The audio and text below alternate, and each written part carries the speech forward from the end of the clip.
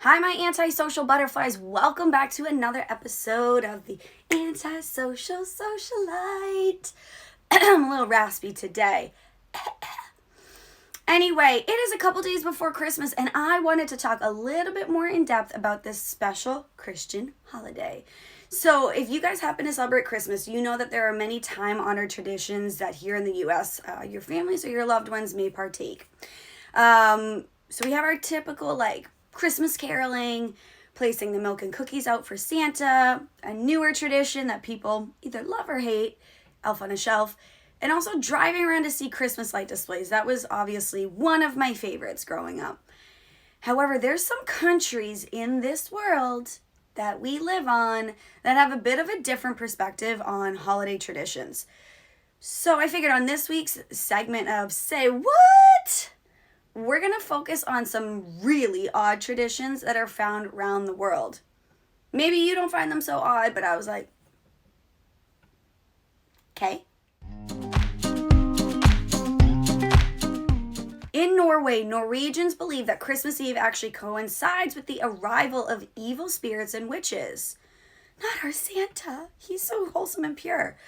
But anyway, due to this belief, it's actually customary that Norwegian residents hide all their brooms before they go to sleep. Yeah, it looks like we don't want, the Sanderson sisters to be flying around Norway, do we? Their loss. Now the witch is back, and there's hell to pay. In the week leading up to Christmas, Venezuelans actually attend a daily church service called Misa de Aguinaldo, and it is in the capital city of Caracas, where it is actually customary, this is a whole vibe, right? Customary to travel to church on roller skates. Now, this practice is so widespread in Caracas that many of the roads in the capital are actually closed until 8 a.m., so it provides the worshipers, safe passage to go to and from church. It's kind of wild, but I love it. All right, and then in the Czech Republic on Christmas Eve, unmarried Czech women actually stand their back to their doors, right? Toss one of their shoes over their shoulder. Are you following me, right? If it lands with the toe facing the door, that means that they're going to get married within the next year. But if the toe, I can't talk. Ooh. If the toe, or no, actually I should say, if the heel lands towards the door, then they're actually in for another year of singledom. I'm going to start throwing shoes at my door and see what happens for me. So what are your thoughts on these Christmas traditions? Maybe they're not so weird, but in Italy, they also have La Befana, who is a witch. And I low-key was always wondering why the pizza shop that I always order pizza from, which is so bomb, right down the street, was named La Befana. And then we literally Googled it a month ago and figured out that she's a Christmas witch. So for all the people that are Santa's causing disruption and confusion with the children, who the fuck wants a witch coming in for BJ's birthday? Let me ask you.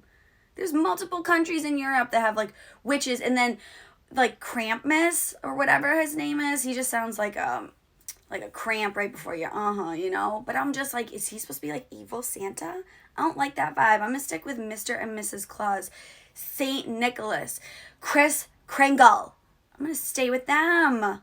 Well, him, but multiple different versions of him. All right, guys, I am going to hit you with a commercial break, and then I'm going to introduce you and interview Venus Andaya. She's, again, you guys hear me every week, part of my legendary media group, and I absolutely love her. I've been waiting to interview her, and now the time has finally come. So I'm super excited. I will see you guys after the commercial break, after the interview, and getting ready to wrap up so we can celebrate Christmas.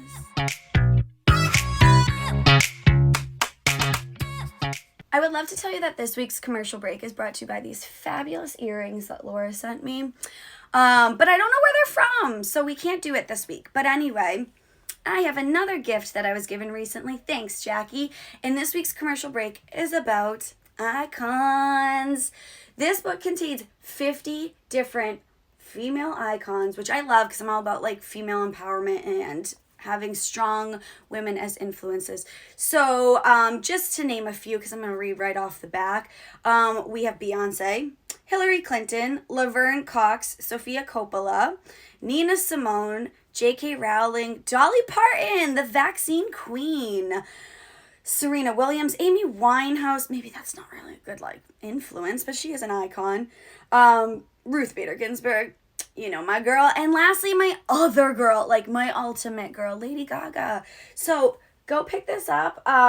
Check it out if you have daughters. Super cool show. Oh, hey, Marilyn. Happy birthday, Mr. President. We have AOC in the house. I mean, there's so many good ones, but if you have any girls, or actually even better, if you have any boys, young men in your household, they need to be learning about the power of being a female. So go pick it up. Last minute Christmas gift, guys. I keep dropping these gems, so I hope you're listening. So I was born and raised in Philadelphia, Pennsylvania. So that's where I'm going back to. Just moved to LA. About to be 8 months now. So yeah, it's exciting. I go back home every month though, but because I do miss my family, my friends. But yeah, I made the big leap this year in 2020 in this crazy time. So yeah. What crazier time to move than in the middle of the pandemic? Like you said, you moved literally 8 months ago, so it was in the real heart of everywhere, basically being the epicenter, craziness. How was the moving process? Did you find it extra difficult because not only are you moving cross country, but because of all the restrictions on everything? How'd you find the move? Oh my God. Okay. So the move, well, especially with the pandemic, I don't even know where to start. I'm so nervous. I'm so nervous, but moving in the middle of the pandemic was definitely difficult because everything was there was such an uncertainty about how things would happen. And if anybody that doesn't know this, I moved with Tyrone Blasingame that you interviewed before, and yeah, we were uncertain, but we made a date for May 2020, and we actually made a few dates before that, but we kept but things were popping up and it wasn't the right time, so we're all right, you know what? May 2020 is the day we're gonna move, and that's it. We don't know what's going on, and this is pre-COVID time, before even January hit. We said that we're leaving May 2020, and then once COVID hit, boom, we're shit, should we go now? Is this the right time? And then we're you know what? We're just gonna go. That's what we said we was gonna do, and we're gonna do it. And yeah, it was hard because it was just the uncertainty of everything. Everything was shut down there. The whole world was on punishment. That's true. That's very true. Everything was down. We didn't even have a job set up or anything like that. We had money saved. So we and there was no telling at that point in time when it would be over, or when would production start again, or what would our next what would our job be. So it was a crazy leap of faith, but we got it done. We just kind of just took a leap of faith and just trusted God and was all right, packed our stuff. It wasn't such a bad trend as far as the process. We kind of booked an Airbnb for 2 months and stayed there, and until we figured things out, and what neighborhood we wanted to live in and things like that, kind of getting the feel of LA. So we just kind of stayed in a less temporary living space until we actually found our apartment. So I hope I answered your question. Yes, of course. But my thought is honestly, aren't you happy that you did it? Yeah, it's nerve-wracking and it's in the middle of a pandemic, but at the end of the day, we're wrapping up 2020 right now. Can't you be shit, I am so proud of myself for making this huge move? Yes. Oh my God. Oh, so it was crazy because it's kind of the day before we moved, we were moving stuff around, and I got so mad at Tyrone because he he was taking something to the car, and then there's the step that he had, it's not leveled our old house that we had, and he twisted his ankle. He just, I was oh my God, the day before we leave, and it was hilarious, but it was that's kind of what kind of made it hard a little bit because we were trying to. He's so he's big, and like as soon as he like falls, like nah, yeah. You're like, I need your muscle and your strength to be moving this stuff. Like, you can't be on the injured list right now, bro. Like, no, I need you. Yeah. Right. It was hilarious. That was so funny. And like I was, oh my God, because we had stuff to take to the post office because we were like sending stuff to California, like stuff that we couldn't take with us on plane. And I was just like, and it was raining. It was just a whole lot. And like it was a whole lot. But yeah, like it was we like got on the plane and then I had to put him in a wheelchair. How did not ever know this story? This is like breaking news right now. We got on the plane and then we had to I had to get him a wheelchair because he couldn't walk. He couldn't really walk like that. Like the distance from where you check in to the plane. I just got him a wheelchair. I wish I could show you the clip. I'll show you the clip. Yes. It'll be exclusive content. And then he'll find out because he'll be watching this, but it's like we won't show anybody else. It'll be kept between the three of us. But right. Yeah, and it was crazy. When we got here, it was really late at night. Like we couldn't it was weird because it was like we cried on the plane. I'm not gonna lie, we cried on the plane. Well, I did. I know I did. I was like, I'm leaving. And I guess it's like it didn't hit us that we lived here for a minute. And sometimes it doesn't because you feel like at the first 2 months we sat and like I'm jumping around, but like the first 2 months we sat and it's like we felt like we were just on vacation. Like we like, okay, we might be going home in a week or something like that. It just didn't feel real. And then there'll be for me, it's like certain random times I'll be like, damn, I live here. I got an apartment here. I got a bill in my name here. I got an yes, a California resident. Finally, yes. Like, it'll be little stuff like that, and then or sometimes like I'll be in the car and I'll be driving and I'll know my way without the GPS, and I'm like, oh shit, leave me, I know my way. You're like, oh hey, I know my directions, okay. Like yeah, it's definitely like surreal because it's just like I never lived anywhere else besides Philly. I was just born and raised there and like never lived anywhere else. This was like kind of like something that I wanted to manifest for like years. And I kept saying it to people and then nobody would believe me. And here you are now proving them all wrong. So you're like, fuck right, all you. Yes. Sure. But yes. Yeah, so yeah, it's definitely like a dream that I've manifested, and I can't believe like this. I'm not praying for this. I'm like, I'm here, like I did it, and like there's so much work to be done. It's like sometimes like I do need to sit back and like enjoy that I'm actually here. Absolutely. No, you should be proud. Give yourself a pat on the back because it's like huge, and you're making new friends out there. So let's talk about some of the projects in LA that you've done so far because you have some pretty notable projects that you've been working on. I'm like, we got to shout out all the good stuff that you've been working on since your move. Oh yeah, for sure. So since I've been here, I haven't done any acting yet. I am working on that now. I just like kind of still wanted to settle in, but working on set is just as great. But the first project that I did out here was for Nike, and it was for the Kobe commercial that came out on his birthday, and me and Tyrone actually worked on that. We also worked on it was a virtual fashion show for New York Fashion Week. We did that. I also PA'd for NBA 2K, and currently, I recently last weekend I did a music video for Bad Bunny. He's a rapper. No way. That's what you were working on. You're like, I'm sorry, I can't do my interview this weekend. I have so much stuff going on. I didn't know it was for that. I'd be like, tell Bad Bunny. I said, hola, honey. Okay. Yeah. It was cool. It was for his Booker T video. And I think he's a wrestler. Like, yeah, I saw Booker T as well there. And for the last month, me and Ty have been working on Dear White People, PAing on there. That's incredible. I would love to work on I would love to act on Insecure.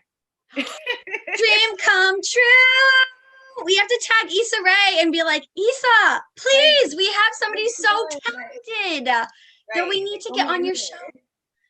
Yeah, because I mean, I don't know if I don't think they've started filming right now. So I'm like, Yeah, I actually have a friend that's working on it now, and like oh, yeah, I think they're shooting sometime soon. Like, but they're like in production right now. okay, But because I was gonna say if they could do some last minute edits to the script and kind of like throw you in there, even if it's like if like Issa was still like the property manager and you were a tenant, like let's just even get you started and then you somehow build a friendship with her. Like let's let it right, grow over right, time. yeah, right, tag her, let her know. Like, you Right. gotta know. You gotta tag them. But yeah, like put me in there, Issa. Like, I don't care if I got one line. Just put me And then give me multiple lines of Falling Season because we're gonna become friends. but I'll be okay with one. But like throw a little lines in there. Well, But Molly's getting replaced, so we got to make room for Venus or whatever right, your character's name's gonna be. right, exactly. Throw me in there. Come on, Issa. Like you need a friend like me. You need a friend like me. Everybody needs a friend like you, both on camera and off camera.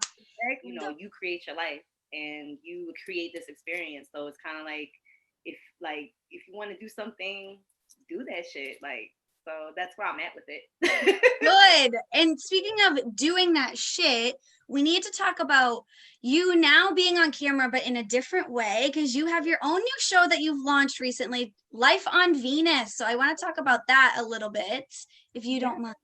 yeah, of course. So I started my platform channel Life on Venus.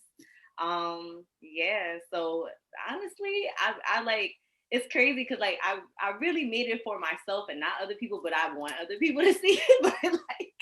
But like We'll get your viewership up. Don't worry. We'll get your viewership. that's probably like the least, the probably at maybe like the mid bottom of my like totem pole of like what I think is important. But really, like my whole show is like me just kind of getting like comfortable with myself.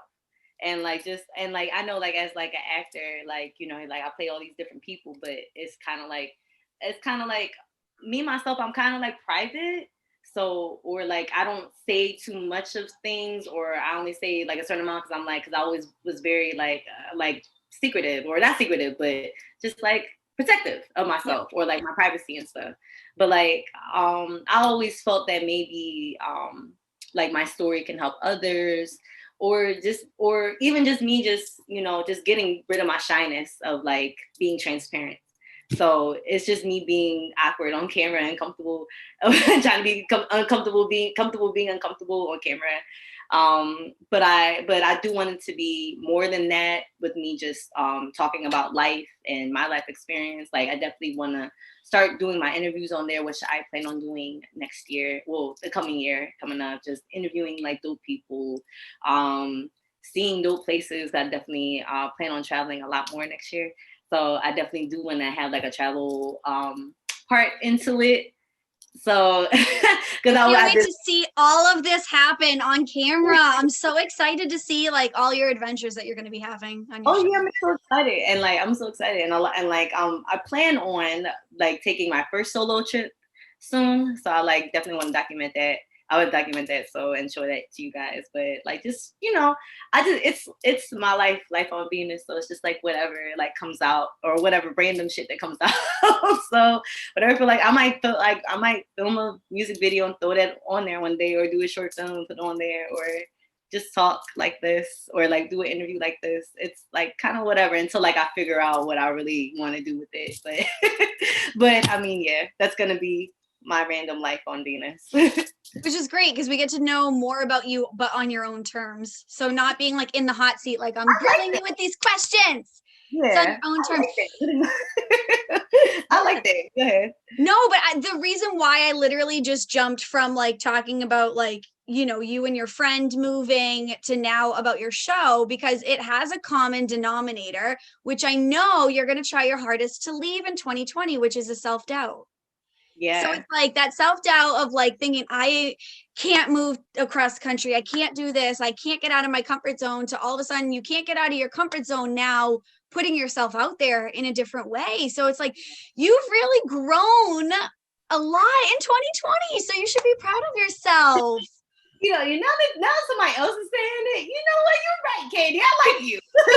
I like you too. You're sitting there like talking about self-doubt. And I'm like, wait. We got to back up because we were talking about other projects, but we got to talk about Life on Venus because I know that was huge for you because I know that you had filmed that first episode, back in like June? And you just released it. May, June, I filmed that. And I had different hair and everything. And I was like, I filmed it, like me and Tyron filmed it. And I was like, I put it out there in our group. And I'm like, all right, I'm going to put it out soon. And then I'm like, wait, I don't know. I was like, I don't even know what to say next. What am I saying in my next video? Like, I'm just like having all these different thoughts. Like, I wasn't sure. Then, like, certain things was getting away, like little life stuff, like I was trying to find an apartment, things like that. Like, that was going on. And, like, it was like some technical difficulties because I had filmed another episode, but it didn't come out right. And it's like, it was just all that stuff. And I was like, I was just taking my super long time that I've taken to film the next episode. But all right, so what are you going to start or decide that you want to take with you into 2021? Okay, so definitely trying to progress my show for sure. Definitely gonna be traveling a lot more.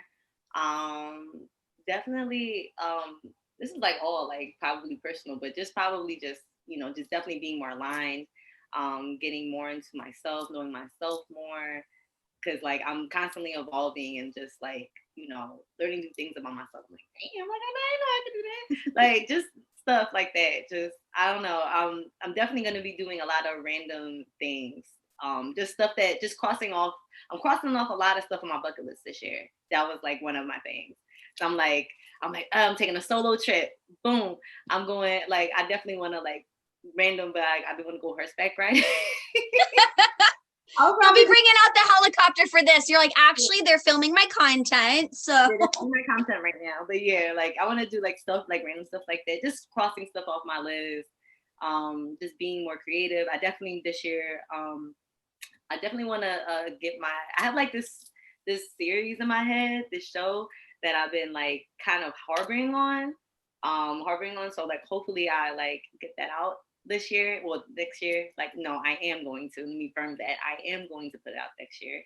And it's like kind of like I don't even want to say what it is because I don't even know what it is.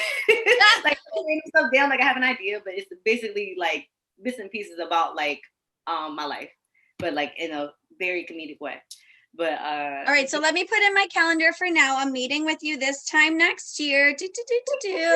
And then you're gonna tell me about your show that you're like, all right, so I sent my script off to HBO and it's gonna be premiering ahead of Insecure, which I'm also on. So you get a double dose of Venus. For sure. I can't wait.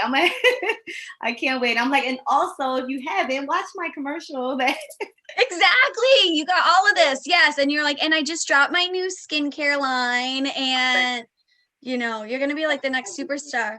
You better send me your autograph before you blow up. I'll be like, don't forget about us little people over here. You're right there with me. What you mean? You're gonna be sending. Thank you. See, this is why I love you, girl.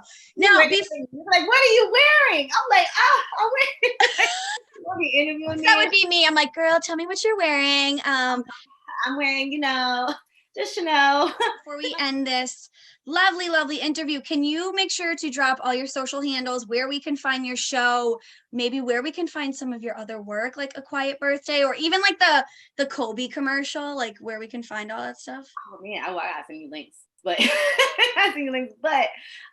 okay, so you can find me on Instagram, which is my name. It's Venus, Venus Andaya, Andaya.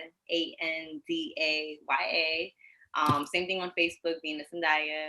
On YouTube, for my YouTube channel, it's Life on Venus, and it may be hard to find, but just put Life on Venus episode 1, you'll find me.